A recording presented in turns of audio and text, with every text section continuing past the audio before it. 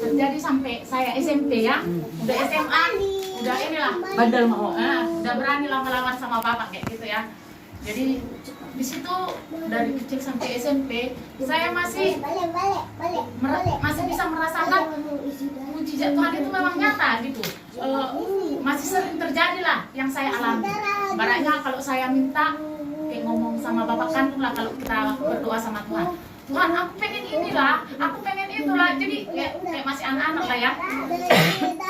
Karena saya merasa saya dekat sekali sama Tuhan.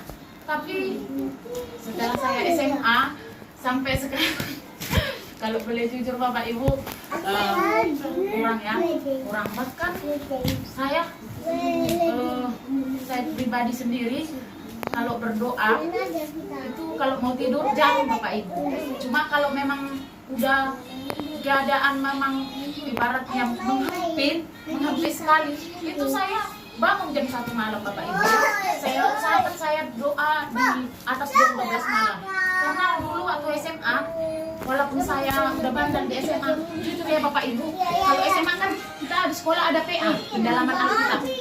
Saya masih kelas 1 SMA, saya udah disuruh ngajarin kelas 3 SMA Bapak Ibu. Disuruh bawa doa, disuruh merjamita, kalau orang itu pelajaran agama. Jadi saya sering ketinggalan pelajaran PPKN karena kalau anak kelas 3 pelajaran agama di les pertama itu kami pelajaran PPKN. Sampai guru kemarin bilang, jangan kalau kau nggak naik kelas gara-gara pelajaran PPKN tertinggal, jangan salahkan saya. Sampai dibilang guru saya seperti itu ya Bapak Ibu.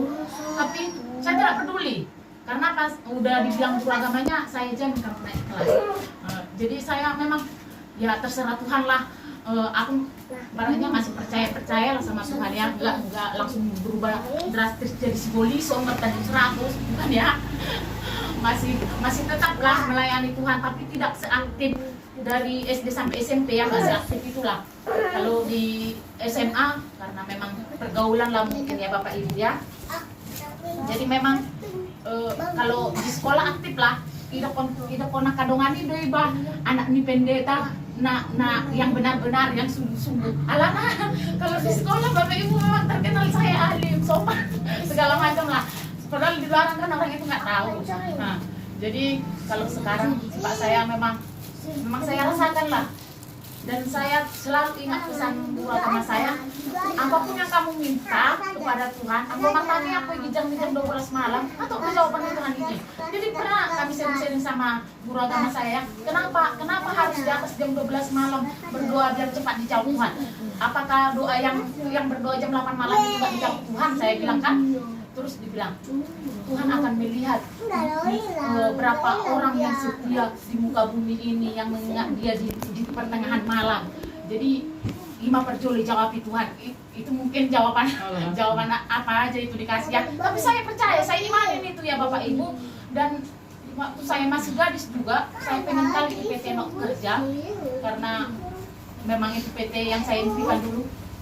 Sampai si Diana bilang kayak gini, buka ya lama buka jam 1 malam, jam setengah 2. Itu saya buat Bapak Ibu, saya berdoa Tuhan saya mau bekerja di PT ini. Saya mau pokoknya saya harus menang tes di PT ini. Dan saya merasakannya Bapak Ibu. Saya merasakannya, tapi setelah saya dapatkan PT itu Bapak Ibu, saya lupakan Tuhan. Nah, itulah kedagingan saya, keduniawian saya. Jadi sampai sekarang pun mungkin masih ada lah itu. Tapi saya kerinduan saya ini masih ya, kerinduan saya biarlah rumah tangga kami, rumah kami boleh menjadi rumah yang terselamatkan seperti ayat yang ke-9 ini, dan kedua anak kami Tuhan berkati. Amen. Dan pendidikannya Tuhan jamin. Saya percaya ketika saya berserah kepada Tuhan, Tuhan pasti akan memberikan yang terbaik. Karena semalam saya berdoa ya Bapak Ibu, pas dia pergi acara kumpulan anak-anak lah, saya berdoa, saya aja anak-anak saya, kenapa mama nangis? Iya mama udah lama berdoa. Saya bilang sama saya kayak gitu ya, saya udah lama misalkan saya kayak gini, udah lama kali aku nggak berdoa. Memang udah sering ada bisikan doa, doa kayak gitu ya. Kalau udah jam 12 ke atas itu udah ada bisikan itu. Tapi saya abaikan, saya tidur, enakan tidur pikir. Jadi saya abaikan Bapak Ibu tadi. Semalam dia pergi, saya berdoa, saya ajak kedua anak saya berdoa. Saya menangis ya Bapak Ibu di hadapan Tuhan. Tuhan ampuni saya yang meninggalkan kita terlalu lama. Saya bilang seperti itu ya. Biarlah di waktu yang sekarang ini dan kedepannya saya boleh tetap setia lagi di hadapan Tuhan. Walaupun seringkali suami berkata melayani harus daftar atau kata orang, tapi prinsip saya sendiri, pribadi saya sendiri, orang yang melayani Tuhan bukan hanya di altar ya, karena memang itu kata Bapak, kalau melayani Tuhan bukan cuma di altar. Pertama di toilet dulu, Iya, melayani. iya, mencuci kamar, menyapu lantai, menyapu gereja, melayani doi manusia kursi, supaya Yesus jendela, tidak apa-apa kan. Jadi saya imani, mungkin kalau di altar kaki saya gemetaran, bahkan yang hari Minggu itu kami ujian udah gemetaran kaki saya berdiri di depan. Memang itulah kelemahan saya, bukan menolak pelayanan, cuma memang mental kurang, mental berdiri di depan orang itu nggak sanggup. Tapi saya percaya biarlah kepribadian saya boleh menjadi lebih baik lagi. Amin. Dan tetap mengandalkan Tuhan dalam kehidupan saya. Amin. Berarti udah bisa sama kita berdua nanti malam kan?